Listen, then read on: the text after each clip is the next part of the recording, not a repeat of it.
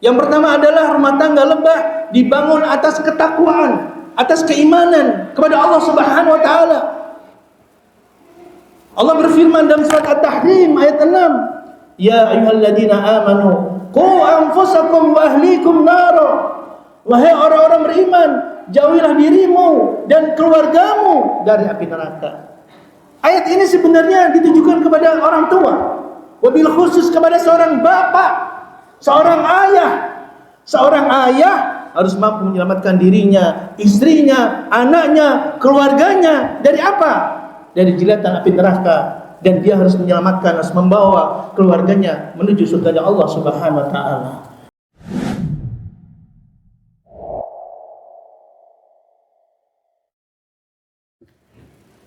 Innal hamdalillah nahmaduhu wa nasta'inuhu wa nastaghfiruh wa na'udzu billahi min shururi anfusina wa sayyiati a'malina.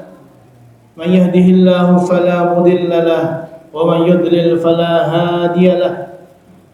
Asyhadu an la ilaha illallah wahdahu la syarika lahu wa asyhadu anna Muhammadan 'abduhu wa rasuluhu la nabiyya wa la rasula ba'dahu. Wa qala Allah ta'ala fil Qur'anil Karim, a'udzu billahi as-sami'il 'alim minasy syaithanir rajim. Ya ayyuhalladzina amanu taqullaha haqqa tuqatih wa la tamutunna illa wa antum muslimun. Wa qala aidan, ya ayyuhalladzina amanu taqullaha wa qulu qawlan sadida yuslih lakum a'malakum wa yaghfir lakum dunubakum wa man yuti'illaha wa rasulahu faqad faza fawzan 'azima. Amma ba'du, fa inna asdaqal hadithi kitabullah wa khairal huda huda Muhammadin sallallahu alaihi wasallam wa syarrul umuri muhdatsatuha wa kullu muhdatsatin fid dini bid'ah wa kullu bid'atin dhalalah wa kullu dhalalatin fin nar. Ma'asyiral muslimin jamaah rahimani wa rahimakumullah. Tentunya kita selalu bersyukur kepada Allah Subhanahu wa taala atas segala limpahan nikmat karunia dari Allah Subhanahu wa taala yang begitu banyak, sehingga kita bisa menjalani hari-hari kita dengan penuh ketenangan, kenyamanan, beribadah kepada Allah Subhanahu wa taala. Dan salah satunya adalah nikmat yang berharga yang masih Allah berikan pada kita, yaitu nikmatul iman, nikmatul Islam. Sehingga dengan nikmat itu kita bisa merasakan nikmatnya beribadah kepada Allah Subhanahu wa taala. Kemudian salat dan salam kita haturkan kepada Rasul kita, Nabi kita Nabi Muhammad sallallahu alaihi wasallam beserta sahabatnya, keluarganya dan umatnya. Semoga kita juga tergolong termasuk ke dalam umat Rasul kita Muhammad sallallahu alaihi wasallam. Ma'asyiral muslimin rahimani wa rahimakumullah. Khatib berwasiat pada diri pribadi, kemudian kepada jamaah sekalian, marilah kita tingkatkan ketakwaan kita kepada Allah Subhanahu wa taala. Kita menjalankan segala perintah Allah dengan sekuat tenaga kita, dan kita menjauhi larangan-larangan Allah, dan semuanya telah dijelaskan di dalam Al-Qur'anul Karim, dijelaskan pula oleh Rasul kita Muhammad sallallahu alaihi wasallam di dalam hadis-hadisnya. Hadirin jamaah rahimani wa rahimakumullah. Berbicara tentang rumah, maka manusia tidak bisa lepas daripada yang namanya rumah. Karena rumah adalah taman kecil kita di dunia, tempat kita kembali setelah lelah bekerja. Rumah adalah tempat anak kita tumbuh berkembang, tempat istri kita menemukan ketenangan, kenyamanan ada di rumah. Rumah adalah tempat jiwa-jiwa yang lelah ingin mencari kebahagiaan ada di dalam rumah. Dan rumah adalah tempat ibadah pertama kita. Sebelum kita ke masjid, kita beribadah di rumah. Makanya hadirin jamaah rahimani wa rahimakumullah, baiknya rumah tangga akan punya dampak besar terhadap masyarakat.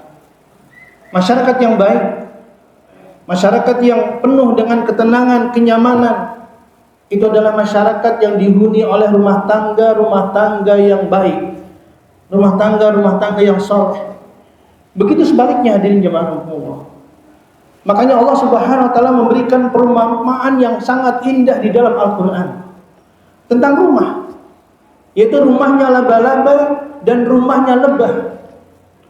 Dua binatang kecil tetapi syarat penuh dengan pelajaran bagi kita umat manusia, bagi kita hamba-hamba Allah. Bagaimana sebenarnya kita membangun bahtera rumah tangga. Allah mempermisalkan dengan dua binatang ini hadirin jemaah Allah. Allah berfirman berkenaan dengan laba-laba di dalam surat Al-Ankabut ayat 41. Allah berfirman, "Matsalul ladzina ittakhadhu min dunillahi awliya." Perumpamaan orang-orang yang menjadikan selain Allah sebagai pelindung, berlindung, meminta perlindungan tetapi kepada selain Allah. Maka kata Allah, kamathalil ankabut ittakhadha baita, seperti laba-laba yang membangun rumahnya. Wa inna ahwanal buyut labaitul ankabut, dan sesungguhnya serapuh-rapuhnya rumah adalah rumahnya laba-laba. Seringkih-ringkihnya rumah adalah rumahnya laba-laba. Ibnu Katsir ketika menafsirkan ayat ini belum mengatakan inna baital ankabut huwa ahwanul buyut. Sesungguhnya rumah yang paling rapuh, yang paling lemah adalah rumahnya laba-laba.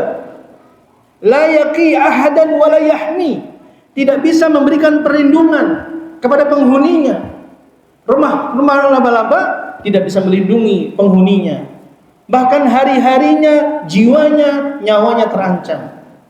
Wa kadzalikal bait alladzi yubna ala ghairi taatillah. Begitulah kata Ibnu Katsir, ketika rumah tangga yang dibangun bukan atas ketaatan kepada Allah Subhanahu wa taala. Rumah tangga yang dibangun karena hawa nafsu, itu dipemisahkan seperti rumahnya laba-laba. Memang rumah laba-laba hadirin jamaah Allah sangat indah. Ketika diterpa cahaya berkilat, bentuknya artistik, tetapi rumah itu sangat rapuh dan dia tidak memberikan ketenangan, kenyamanan, kebahagiaan di rumah tersebut. Bahkan rumah laba-laba hadirin jamaah Allah, di dalamnya terjadi pengkhianatan yang sangat dahsyat. Karena tabiat laba-laba, terutama laba-laba betina, ketika setelah dikawinin oleh jantannya akan diterkam. Ya, ini penelitian. Bahkan anak laba-laba yang baru menetas dari telur, mereka saling menerkam. Hanya anak laba-laba yang hidup, yang mampu hidup, dia adalah yang telah menerkam saudara-saudaranya. Begitulah hadirin jemaah Allah. Rumah tangga yang dibangun bukan atas iman, rumah tangga yang dibangun bukan atas ilmu, bukan atas adab. Permisalan yang sangat mengerikan hadirin jemaah Allah. Sebaliknya, ketika Allah Subhanahu wa taala berbicara tentang rumahnya lebah di dalam surat An-Nahl ayat 68, Allah Subhanahu wa taala berfirman, "Wa auha rabbuka ilan nakhli an ittakhadhi minal jibali buyutan wa minasy syajari wa mimma ya'rishun." Kata Allah Subhanahu wa taala ketika Rabbmu mewahyukan kepada lebah, memberikan petunjuk kepada lebah. Kata Allah Subhanahu wa taala, bangunlah rumah di gunung-gunung, di pohon, dan di tempat-tempat yang telah ditetapkan oleh manusia, yang dibuat oleh manusia. Rumah lebah hadirin jamaah Allah dibangun atas wahyu Allah, atas petunjuk Allah. Rumah yang penuh dengan keteraturan, yang menghasilkan madu, menjadi obat bagi manusia. Maka hadirin jamaah Allah, begitulah idealnya rumah seorang muslim. Rumah yang dibangun atas Al-Quran dan As-Sunnah, bukan atas hawa nafsu, bukan karena budaya yang menyelisihi dengan dinul Islam. Makanya hadirin jamaah rahimani wa rahimakumullah, realitanya hari ini kita bisa jumpai betapa banyak rumah seperti rumah laba-laba, indah, megah, tetapi rapuh di dalamnya. Rumah yang sangat mahal, mentereng, tetapi tidak menghadirkan ketenangan bagi penghuninya. Bahkan ketika penghuninya menginginkan ketenangan, dia harus meninggalkan rumahnya, mencari ketenangan, mencari kenyamanan di tempat-tempat maksiat. Itu adalah kenyamanan, ketenangan yang semu. ketika dia kembali ke rumahnya kembali kering akan kasih sayang. Banyak kita jumpai rumah tangga di dalamnya penuh dengan perabotan yang branded, yang mahal, tetapi hadirin jamaah Allah, tidak terdengar ayat-ayat Allah sehingga rumahnya gersang, tidak ada keberkahan, tidak ada rahmat Allah yang diturunkan di rumah tangga tersebut. Kita jumpai rumah tangga di dalamnya penuh dengan makanan yang enak, tetapi anak dan istrinya kelaparan akan cinta dan kasih sayang dari kedua orang tuanya.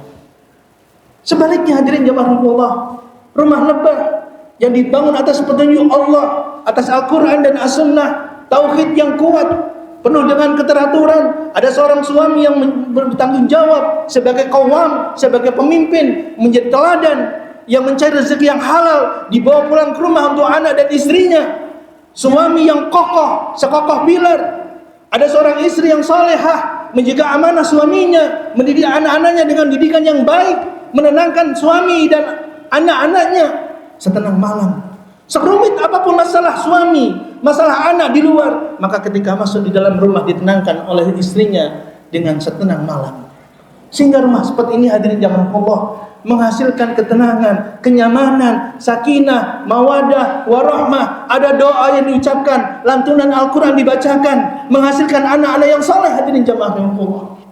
Makanya hadirin jamaah rahimani Allah, kita harus mengintrospeksi rumah tangga kita. Apakah rumah tangga kita seperti lebah atau justru naudzubillah seperti rumahnya laba-laba? Kita harus introspeksi agar jangan sampai kita hanya di dunia ini sekedar memperjuangkan ataupun berjuang untuk istri dan anak kita, tetapi hanya urusan dunia, urusan akhirat ternyata kita tidak diselamatkan oleh Allah Subhanahu wa taala. Setidaknya hadirin jamaah rahimani Allah, ada 4 hal yang harus dilakukan sebagai seorang suami terutama. Karena ini tanggung jawab besarnya ada di pundak seorang suami yang punya tanggung jawab besar harus menjadikan rumah tangganya seperti rumah tangga lebah. Yang pertama adalah rumah tangga lebah dibangun atas ketakwaan, atas keimanan kepada Allah Subhanahu wa taala. Allah berfirman dalam surat At-Tahrim ayat 6, "Ya ayyuhalladzina amanu qu anfusakum wa ahlikum nara." Wahai orang-orang beriman, jauhilah dirimu dan keluargamu dari api neraka. Ayat ini sebenarnya ditujukan kepada orang tua, wabil khusus kepada seorang bapak, seorang ayah. Seorang ayah harus mampu menyelamatkan dirinya, istrinya, anaknya, keluarganya dari apa? Dari jilatan api neraka. Dan dia harus menyelamatkan, harus membawa keluarganya menuju surganya Allah Subhanahu wa taala. Maka rumah tangga seperti ini selalu hati-hati hadirin jemaah Allah. Diajarkan adab di dalam rumah tangganya. Maka ketika Ali bin Abi Thalib menjelaskan ayat ini, beliau mengatakan adibuhum wa allimuhum. Seorang suami mengajarkan adab di rumah kepada istri, kepada anaknya. Wa allimuhum, mengajarkan ilmu din yang pertama dan yang utama kepada istrinya, kepada anaknya. Sehingga rumah itu betul-betul menjadi rumah tangga yang ada dialog iman. Tidak melulu dialognya oleh tentang dunia dan dunia. Ada sapaan kasih sayang tentang takutnya terhadap neraka. Maka suami seperti ini mampu membawa keluarganya kepada surganya Allah Subhanahu wa taala. Kemudian yang kedua hadirin jamaah Allah, rumah yang seperti rumah lebah adalah rumah yang senantiasa dibacakan Al-Quran. Ada firman-firman Allah, ayat Al-Quran dibaca di dalam rumah tersebut. Ada zikir, ada doa, ada munajat, rumah yang tidak gersang. Maka kata Rasulullah SAW di dalam hadis yang diriwayatkan oleh Baihaqi, Rasul bersabda, "Innal baita, sesungguhnya rumah, idza quri'al Qur'an, alladzi yuqra'u fihi al-Qur'an, yang dibacakan di dalamnya Al-Qur'an, taskunuhul malaikah, maka malaikat akan turun hinggap di rumah seperti itu." Betah malaikat hadirin Allah, membawa rahmat Allah, kasih sayang Allah Subhanahu wa taala, ketenangan, kenyamanan, sehingga rumah tangganya tenang, sakinah, nyaman hadirin jamaah Allah. Betah orang tinggal di rumah tersebut. Wa tahjuruhu syayatin, dan setan akan lari dari rumah yang dibacakan ayat-ayat suci Al-Qur'an. Kemudian yang ketiga hadirin jamaah Allah, ada kasih sayang di dalam rumah tangga tersebut. Kata Rasul sallallahu alaihi wasallam, "Khairukum li ahli Wa ana khairukum li ahli. Khairukum, sebaik-baik kalian adalah khairukum li ahlihi, yaitu orang yang paling baik, yang paling perhatian terhadap keluarganya. Seorang suami yang cinta, kasih sayang, perhatian terhadap istri dan anak-anaknya dengan setulus hati. Tidak sekedar sayang untuk urusan dunia, tapi dia menyayangi, dia punya perhatian betul tentang masa depan akhir mereka. Menyayangi hadirin Allah. Kata Rasulullah, ana khairukum, dan aku adalah orang terbaik di antara kalian yang menyayangi keluargaku. Kadang ada seorang suami yang salah atau istri yang salah ketika di rumah sama anak dan istrinya galak, suka marah-marah. Ketika keluar rumah bersama teman-teman yang akrab, ketawa, canda, makan-makan. Ini perlu belajar, perlu ngaji, perlu menghadiri majelis taklim di Masjid Nurul Amanah ini. Agar apa? Agar kita tahu bagaimana cara mendidik keluarga dengan cara yang benar. Agar tahu bagaimana cara mendidik istri kita, anak-anak kita dengan didikan Islami, dengan didikan yang sesuai dengan Al-Quran dan As-Sunnah Rasul kita Muhammad SAW. Kemudian yang terakhir, hadirin Allah, agar rumah tangga kita seperti rumah tangga lebah adalah bagaimana kita jadikan rumah tangga kita menjadi rumah pusat kebaikan, lahir kebaikan-kebaikan dari rumah tersebut. Amal soleh lahir di dalam rumah tangga tersebut. Hidupnya dialog iman, kasih sayang, sehingga akan melahirkan dari rumah tangga tersebut anak-anak yang soleh, yang kelak mampu mendoakan kedua orang tuanya. Hadirin jamaah rahimani wa rahimakumullah. Lihatlah salah satu contoh daripada keluarga yang soleh, yaitu rumah tangganya Ali bin Abi Thalib radhiyallahu anhu dan istrinya Fatimah bintu Rasulullah sallallahu alaihi wasallam. Rumah tangga yang begitu sangat sederhana, yang kadang lampunya padam karena tidak ada minyak yang untuk menyalakan lampunya. Rumah tangga yang kadang sesekali anggota keluarganya tertidur dalam kondisi lapar karena dia sering memberikan hartanya untuk orang fakir miskin. Mestinya itu jatah dia untuk dimakan. Miskin hadirin Allah, tetapi mampu memberi. Itulah keluarganya Ali bin Abi Thalib dan Fatimah putri Rasulullah sallallahu alaihi wasallam. Maka suatu ketika Fatimah datang kepada Rasulullah. Di awal-awal pernikahannya Fatimah merasa begitu berat beradaptasi dalam rumah tangga. Dia datang kepada Rasulullah, meminta kepada Rasulullah agar didatangkan seorang pembantu untuk membantu dirinya di dalam rumah tangga Fatimah. Maka Rasulullah SAW mengatakan, ala adullukum ala khairin mimma sa'altumah. Wahai Ali bin Abi Thalib dan Fatimah, maukah aku tunjukkan sesuatu amalan yang jauh lebih baik dari apa yang kalian berdua minta? Maka Rasulullah SAW menjelaskan, apabila kalian hendak tidur, ini bisa kita amalkan hadirin jamaah Allah.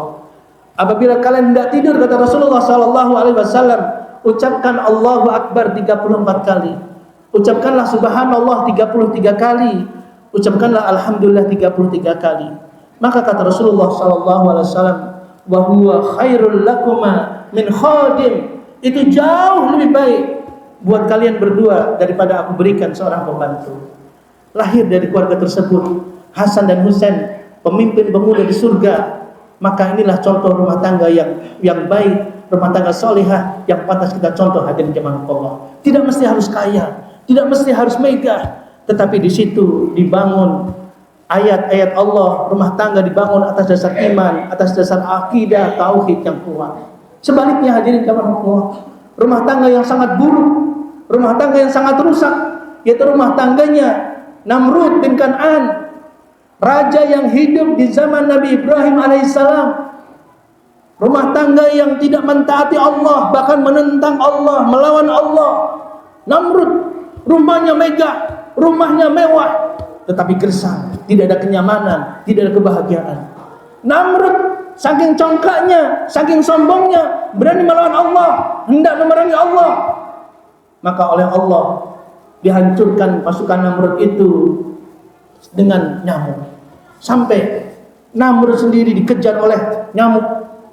Dalam tafsir Ibnu Katsir dijelaskan, fasallata alaihi ba'udah, maka Allah mengutus seekor nyamuk yang masuk ke hidung Namrud. Masuk ke hidung Namrud dan Namrud merasa kesakitan. Maka ketika nyamuk itu menggigit, menggerogotin otak Namrud. Dia kesakitan, teriak sekuat-kuatnya, dan tidak ada yang bisa memberikan obat untuk Namrud yang sombong itu, hadirin jamaah Allah, kecuali satu. Namrud akan merasa nyaman ketika kepalanya dipukul. Maka ketika dia kesakitan, dia diminta dipukul oleh pasukannya, dipukul sekali, dipukul 2 kali terus. Dan itu terjadi hatta arba'ami'ati sanatin hatta halak.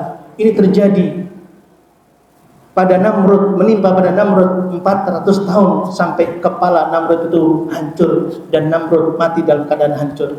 Itulah hadirin jemaah rahimani rahimakumullah, permintaan yang sangat indah yang Allah umpamakan di dalam Al-Qur'an, yang syarat akan pelajaran bagi kita. Semoga Allah jadikan keluarga kita keluarga yang sakinah, keluarga mawaddah warahmah, yang senantiasa diberkahi oleh Allah Subhanahu wa taala, keluarga yang tidak saja Allah berikan ketenangan, kenyamanan di dunia, tidak saja Allah selamatkan di dunia, tapi juga insyaallah rumah tangga kita akan kita bawa kembali untuk hidup di surga bersama. Barakallahu wa lakum fil Qur'anil azim wa nafa'ani wa iyyakum bima fihi minal ayati wa dzikril hakim wa taqabbalahu minni wa minkum tilawatahu innahu huwal ghafurur rahim.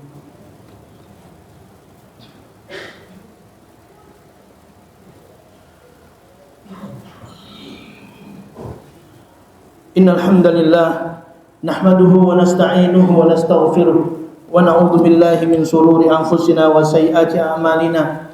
May yahdihillahu fala mudilla lahu wa may yudlil fala hadiya lahu. Asyhadu an la ilaha illallah wahdahu la syarika lahu wa asyhadu anna Muhammadan abduhu wa rasuluhu la nabiyya wa la rasula ba'dah.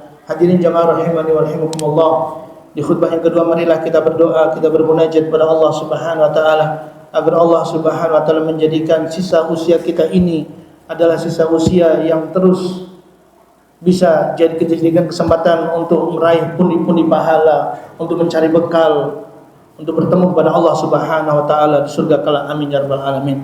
Bismillahirrahmanirrahim. Alhamdulillahirabbil alamin. Allahumma shalli ala Muhammadin wa ala alihi wa sahbihi ajma'in. Allahumma ighfir lil muslimina wal muslimat wal mu'minina wal mu'minat al ahya'u minhum wal amwat innaka sami'un qaribun mujibud da'wat wa ya qadiyal hajat. Allahumma aqsim lana min khashyatika ma tahulu bihi bainana wa baina ma'siyatik wa min ta'atika ma tuballighuna bihi jannatak wa min al-yaqini ma tuhawwinu bihi alaina masa'ibad dunya wa matti'na Allahumma bi asma'ina wa absarina wa quwwatina abadan ma ahyaytana waj'alhu al-waritha minna waj'al tha'rana 'ala man zalamana فانصرنا على من عادانا ولا تجعل مصيبتنا في ديننا ولا تجعل الدنيا أكبر همنا ولا مبلغ علمنا ولا تسلط علينا من لا يرحمنا برحمتك يا أرحم الراحمين. اللهم لا تدع لنا في مقامنا هذا ذنبا إلا غفرته ولا هما إلا فرجته ولا كربا إلا نفسته ولا ضالا إلا هديته ولا مريضا إلا شفيته ولا ميتا إلا رحمته ولا حاجة من حوائج الدنيا والآخرة هي لك رضا ولنا فيها صلاح إلا عنتنا على أدائها ويسرتها برحمتك يا أرحم الراحمين. اللهم بيض وجوهنا، اللهم يمن كتابنا ويسر حسابنا وثبت على الصراط أقدامنا حتى لا نهوي في نار جهنم على رؤوسنا يا ذا الجلال والإكرام.